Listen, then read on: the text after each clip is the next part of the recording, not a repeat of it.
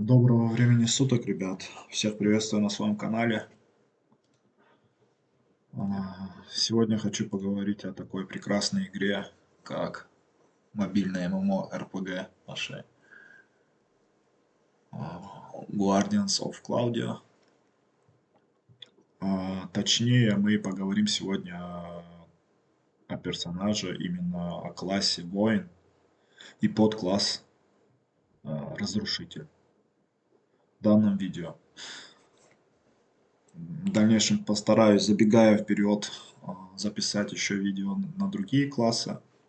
Если что, заранее подписывайтесь, ставьте лайк, пишите в комментариях, на какие классы и какие видео вы хотели бы видеть. Ладно, продолжим.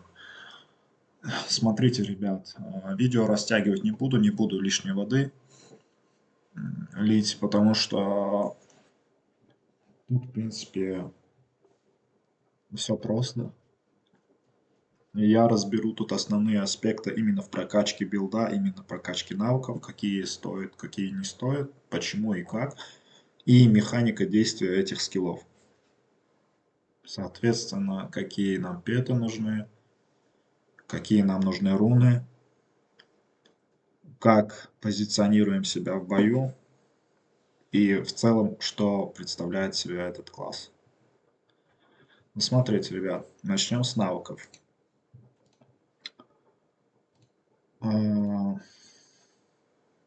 Давайте начнем с ПВЕ. На начальном этапе, первые дни, когда вы стартуете, нет смысла, какие вы из этих навыков берете. Берите те, которые вам необходимы по ситуации. Если вы проседаете по этому, как его, по защите, берите пассивку вот с щитом. Первый скилл, 5-5 можете взять. Также основной урон у вас будет от вихря, от этого второго скилла. Вот. Пассивку можно и не брать, там уже на ваше усмотрение, то есть она не шибко нужна на начальном этапе. Вот. Хватка мастера это обязательно, неважно за какой класс вы играете, его качаете всегда в приоритете. Ну, прыжок это, чтобы быстрее проходить те же данжи, там, где-то не опаздывать в хвосте, то есть увидите мобов или кто-то на автомате, даже на авто, он прыгает, даже порядок такой прыгает, стягивает, крутится или удар щитом крутится.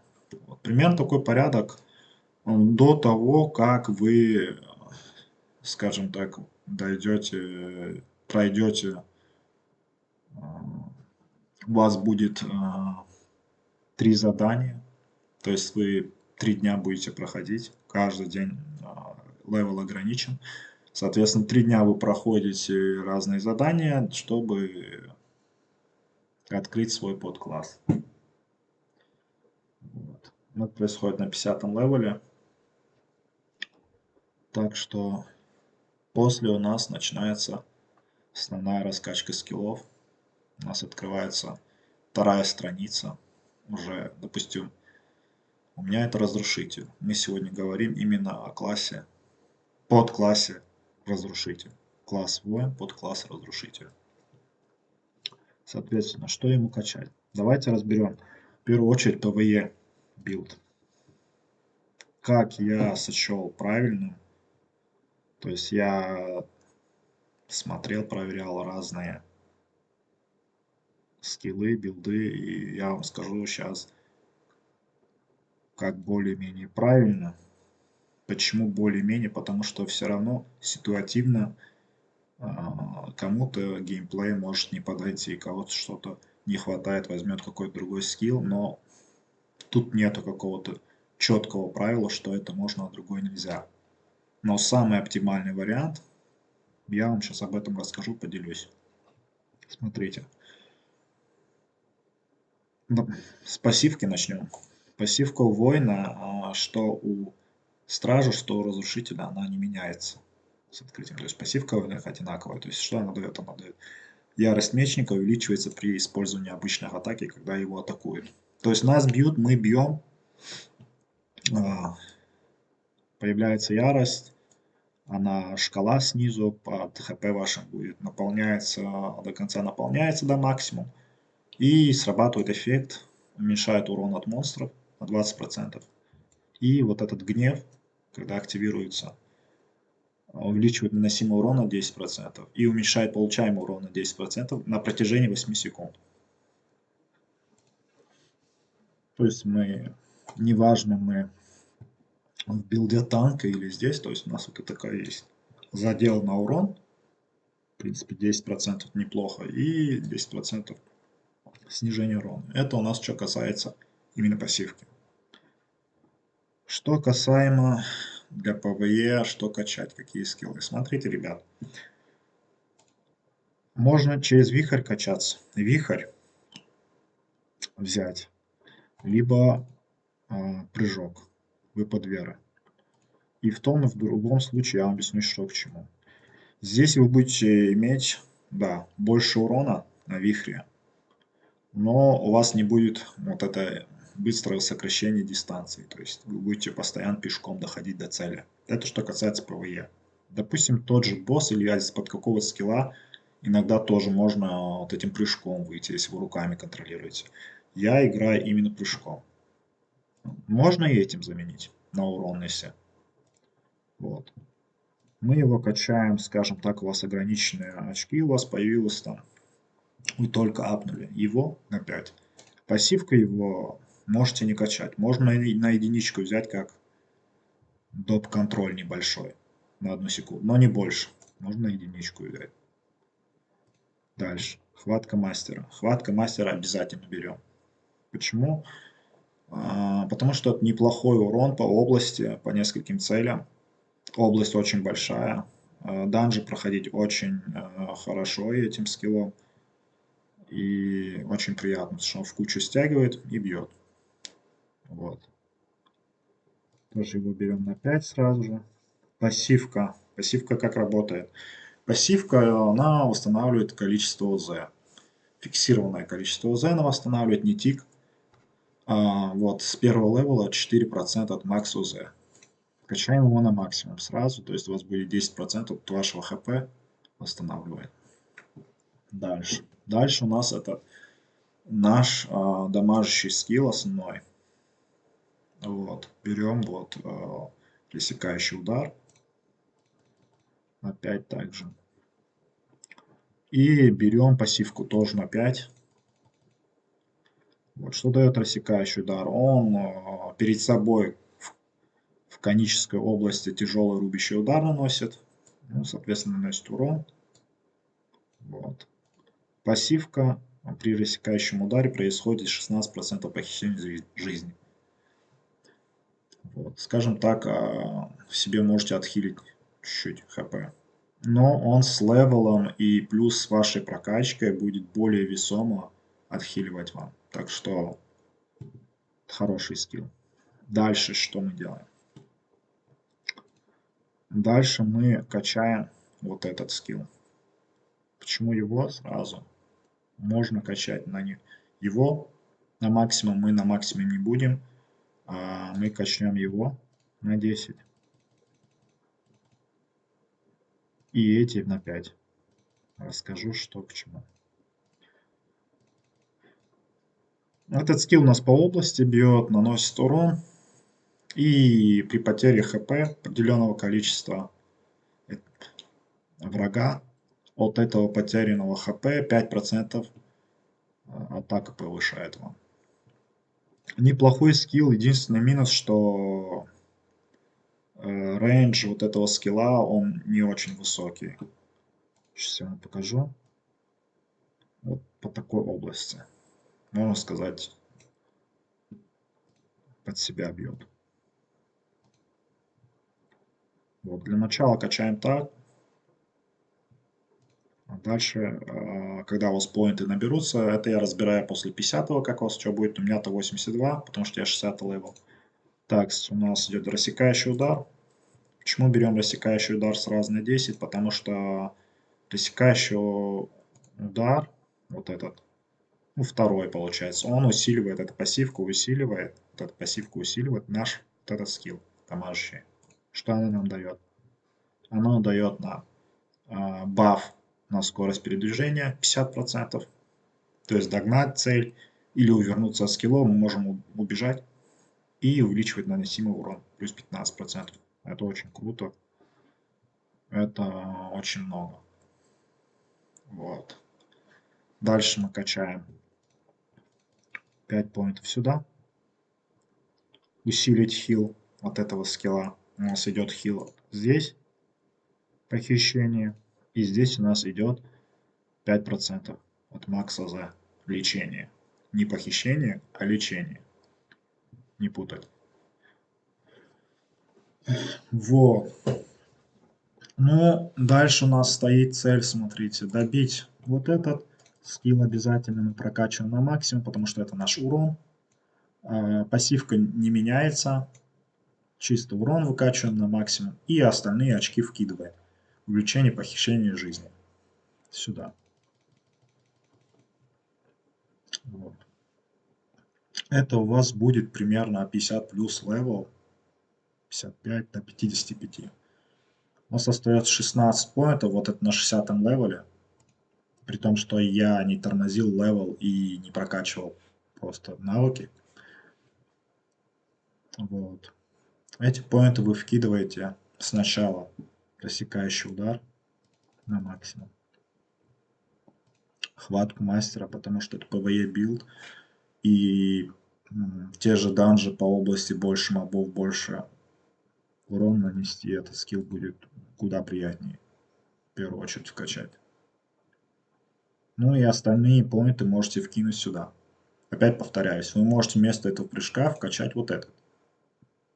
Но вы будете добираться до мобов пешком. Конечно, вы можете взять его вместо хватки мастера, но вы сильно просядете по тому же, скажем так, отхилу хп. Понятное дело, что на мобах вам что-то это не нужно, да? Но не шибко вы что-то заимеете, потому что билд делать чисто для одного данжа нет смысла. С этим вы можете смело ходить и на тех же зверей даже танковать, потому что вам отхил вот этот очень сильно будет помогать. Даже без скилла вы будете справляться. Так что остальные очки я вкидываю сюда.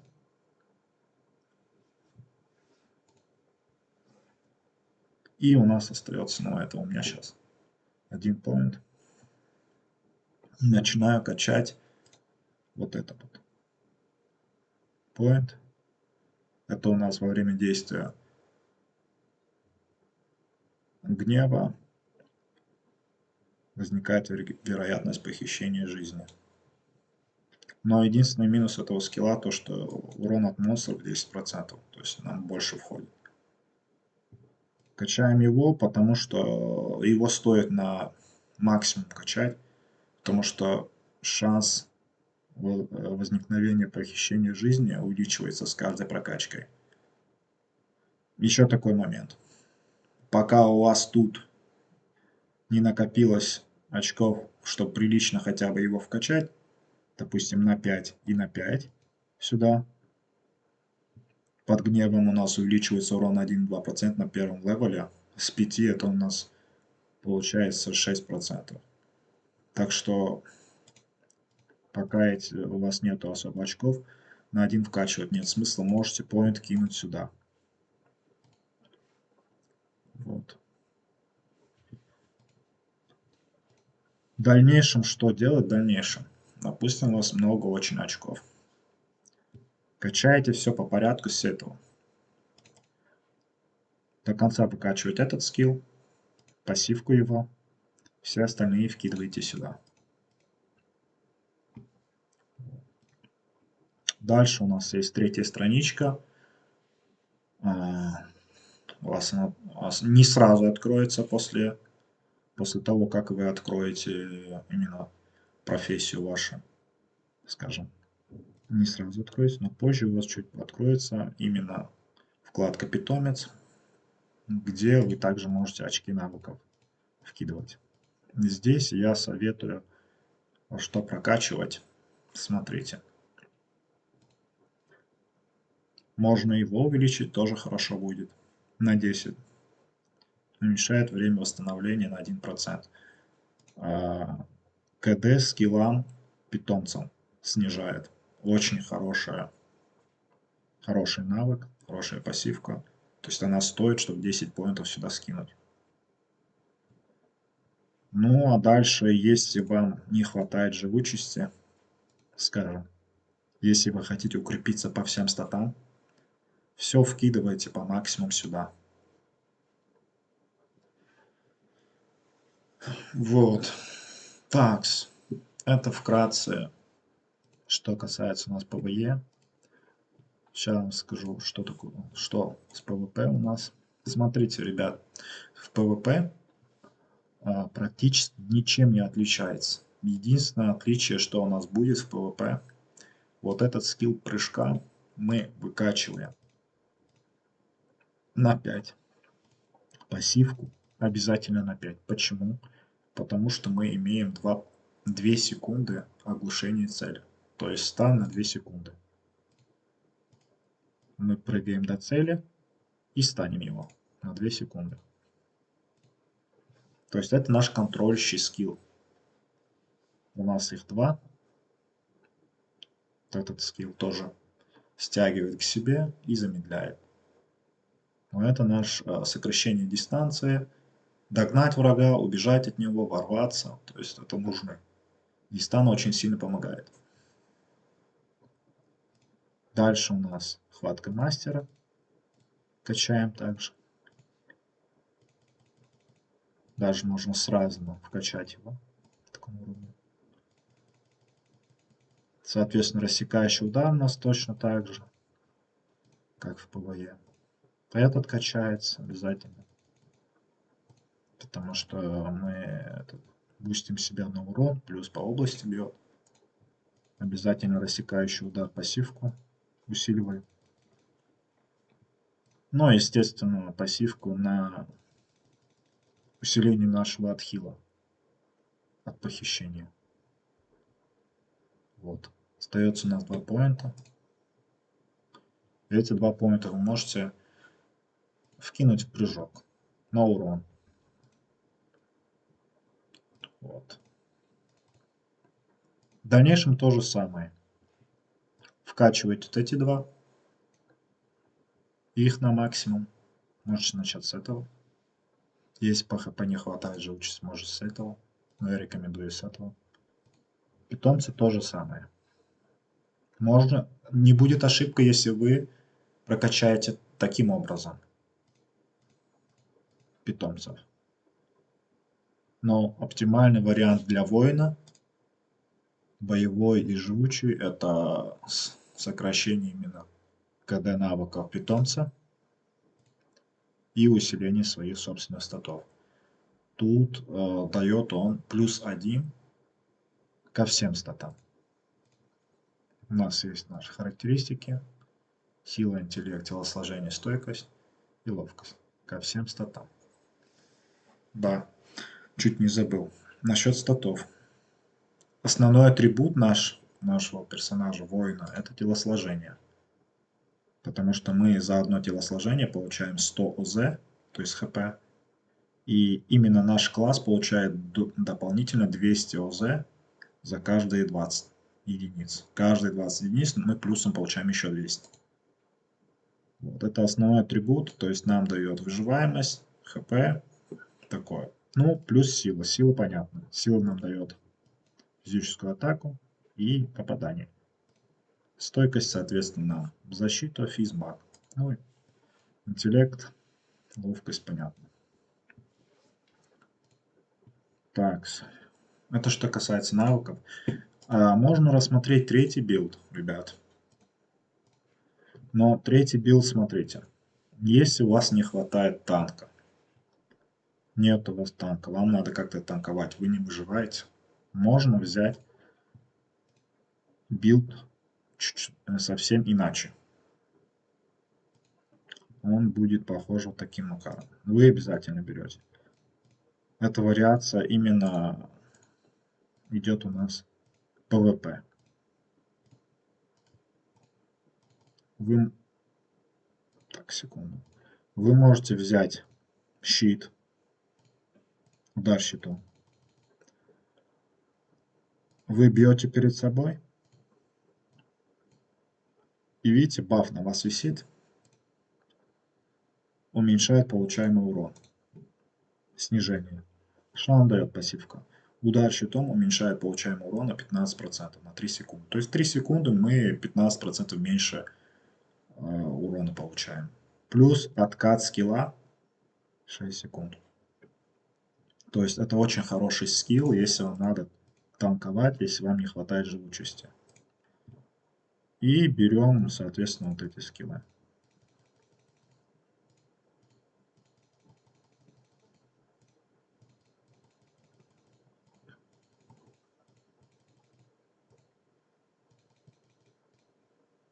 Вот. Дальше у нас, соответственно, похищение жизни усиливаем рассекающий удар, усиливаем его пассивку. Вот. У нас остается 7 поинтов. Их тут можно, опять-таки, смотрите, вот сюда вкинуть. 5. Вот так. Это будет, скажем так, немного плотнее и танковее за счет этого скилла у нас. Плюс можно вот эти поинты снять, докинуть просто в прыжок, либо добить вот этот. Для ПВЕ тоже подойдет.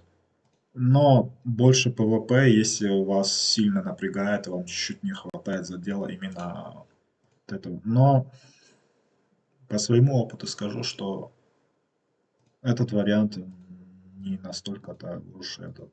Да, он вам даст какой-то задел именно на живучесть, но особой погоды он не сделает.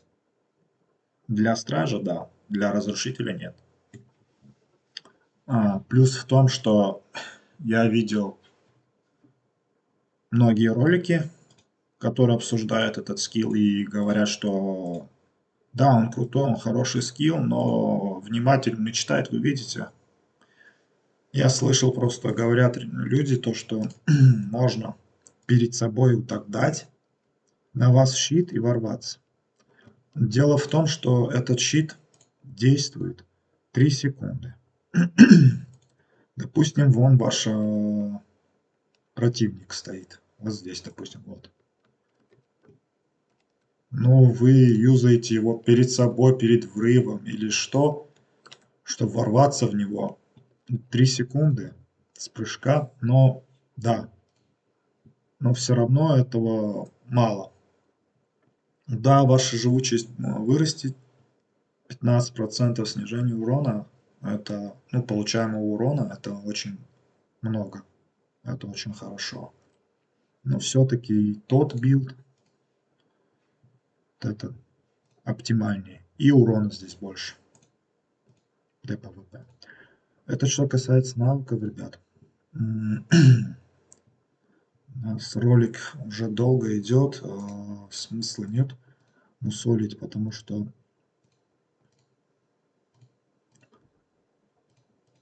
у нас еще пара пунктов, которые надо разобрать, так что я думаю, надо чуть ускориться. Ну, смотрите, ребят, по петам здесь все просто. Нам, ну, у меня, не смотрите, у меня то, что ангел, у меня был чуть-чуть донат, и плюс я все ресурсы, все алмазы, все скупал именно на перья это. Вы же можете, допустим, человек, который вообще играет без доната, без ничего, обычный игрок, вот. Самый оптимальный вариант для контроля пет — это циклон.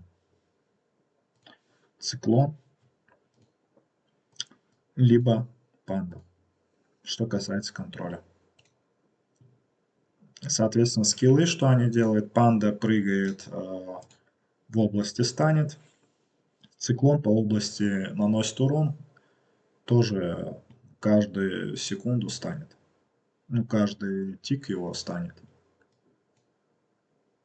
Здесь же вы в галерее можете описание прочитать. Единственное, что циклон чем примечательный, у него пассивка будет поинтереснее. Вот. При атаках питомец игнорирует защиту, равной уровню питомца 2 плюс стан. Это от уровня питомца зависит. Он больнее бьет. Вот. Так можно и этот вариант, и этот вариант. Можно также фантомом играть. Есть у нас фантом. Питомец тоже хороший на контроль. Но он ситуативный, и для него очень нужны прямые руки, потому что он не станет, он стягивает к себе противника. То есть там хорошо надо себя позиционировать, чтобы на нем ловить как-то. Второй питомец, это все можете его получить, это пиродракон. Вот. На 7-й день вам точно дадут его, если вы не выбьете его. Он что даст? Он у вас на burst damage, то есть урон не хватающий, добивочка. Альтернативу, что могу предложить? Альтернативу. В принципе, такого, как таковой, ну, особо нет. Но если у вас ничего не выпало, можно вообще и с лисицей стихии бегать, через крит играть. Себя бафать на атаку и крит, и с ней играть. Также можно, если вы больше любите от защиты играть, с Небесным Стражем. Почему от защиты? Потому что чаще всего, когда с вами противник дерется под его скиллом, он по области молнию создает. Хочет убежать, потому что эти молнии постоянно восстанет. Ну и Нага. Нага на первое время может хватить вам, потому что она очень большой урон наносит по области, поджигая противника. Это что касается именно... Это что касается у нас урона, ну и защита. На деф мы берем медведя. Вот. Медведь. Бронированный медведь. Что он делает? У него очень интересная способность. На 10 секунд превращается в прикрепленного к хозяину кристаллизированный щит. Поглощает урон, равный максу за персонаж. То есть он вам накладывает на вас щит и отражает 50% входящего урона в щит. Выглядит это примерно вот так. Даете, и на вас вот медведь, щит и отражение урона. Вот, соответственно. Если нет медведя, можно с мишкой. Ой, снежный зайчик. В чем у них разница? В том, что медведь отражает урон, а зайчик вам дает замедление по области. Тоже хороший пет. И у зайчика больше щит. Он чуть больше щита дает и замедляет. Бронированный медведь дает вам щит чуть меньше, да, но он отражает 50% урона, входящего в щит. Это что касается по питомцам. Внизу в пассивке вставляем, естественно, первую ячейку у нас в основном земля. Атрибут, потому что она больше нам статов КЗ даст. Второй это для физовиков, то есть для этого класса это вот панда. Не именно панда, это вот ветер, потому что они больше заточены на физзащиту и физатаку. Третье, опять-таки, это что-то с землей связанное, потому что на защиту у них больше. Ну, а нижние слоты тут уже смотрите по статам. На крит обычно бывают это именно те, которым огненные. У них пассивка на интеллект выше, соответственно, крит выше. Дальше у вас откроется в дальнейшем, это у нас будет меткость и уклонение. Но это уже поздних, уже на хай левеле. По эмблемам, ребят, по эмблемам тут все просто. Эмблемы ставите, смотря какие вам подпетов нужны. Допустим, у пета есть какие-то пассивки. Читайте, что на эмблеме, что она усиливает. Хотите ли вы усилить самого пета, допустим, увеличивает маг атаку на столько-то, вот ему нужно, уменьшает атаку цели на столько-то. И добавляйте уже, что вам по игре нужно. Вот. Так, это что касается петов. И последний вопрос. У нас вопрос о рунах. Руны, ребят, смотрите. Изначально у вас будут желтые или красные, это прям редкость, да, руны. Даже если у вас будут фиолетовые с нормальными статами, не спешите их куда-то сплавлять, чтобы что-то куда-то вкачать. Присмотритесь к статам, которые вам нужны. Вам нужны в основном статы. Это, ну, атака, ясно. Ну, на этот руне, конечно, истинный урон тоже неплохой, потому что он в обход идет в защите. Есть вот эта руна вообще не нужна, усиление дебафов. Но она пока что у меня стоит, потому что других нету, но она сойдет. И, возможно, если активируется вот убийство дракона. Что это за способности, ребят? У рун есть сеты, скажем так. При активации вот одинаковых 3 штуки, вот, допустим, буйство у меня здесь активировалось, при активации вот этого буйства навыка, вам даст оно вот этот бонус. У каждого навыка есть свой бонус. Нам нужный навык это убийство дракона, игнорирует 15% физ-защиты цели. Это очень нас сильно бустанет. Мы также можем и буйство взять, но это такое сомнительное. 5% шанс крит удара на 100% на 3 секунды. Восстановление 15. Ну, 5% это с таким рандомом, сами понимаете. Есть еще, сейчас я вам скажу, штурм, насколько я помню. Вот, да. Увеличивает урон, который наносит всем целям. То есть по области. Его тоже можно. Это что касается именно сетов, именно навыков рун на атаку. Также у нас есть на защиту. На защиту я бы рекомендовал вам взять обязательно. Это шип. Дает 10% отразить урон противника. И океан. Снижает весь получаемый урон на 10%. А это прям must have, это обязательно.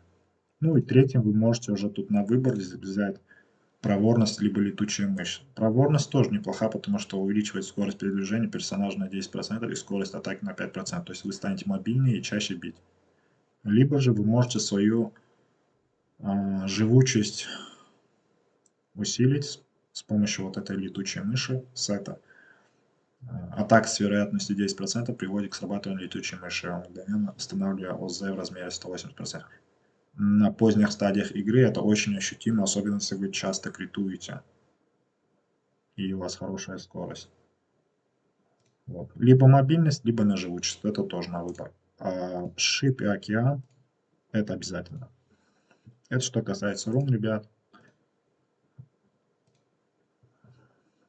Так, в принципе, ничего больше не забыл. Что касается в шмотках, тоже пройдемся. Шмотки у нас перековку, когда вы делаете дополнительно, смотрим обязательно. Ну что нам нужно? Физ-защита, сила, телосложение, стойкость неплохо будет. Вот. Смотрите и ловите. Слишком за золото не стоит упарываться, потому что шмотки на первых неделях очень часто меняются, поскольку левел у вас растет.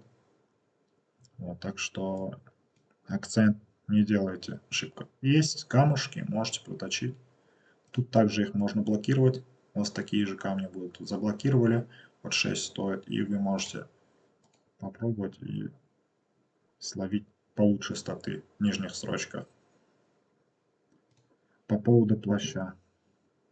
Плащ качать дорогое удовольствие, очень много ресурсов уходит, но постепенно вы его вкачаете. Стоит ли его качать? Да, стоит, потому что даже вот золотой, если вы приобретете, он у вас будет при усилении на 9 уровень, скажем так, у вас открывается еще одна ячейка в рунах, ребят. 7-я ячейка, вот. На красном плаще у вас будет еще здесь, на 15 уровне. Или на 12, я точно не помню. Потому что там прокачка максимальная 15 есть. Вот. Ну, соответственно, еще тут статы дает. Перековку. Что нам нужно, да? Сила, стойкость, либо телосложение. Ну, тут я еще словил шанс крита. Это редкий стат. Статы вы также можете вот так посмотреть. Поэтому я его оставил. В принципе, все, ребят. Рад был поделиться с вами информацией. Надеюсь, будет полезно для вас. Подписывайтесь, ставьте лайк. Всем добра. Пока-пока.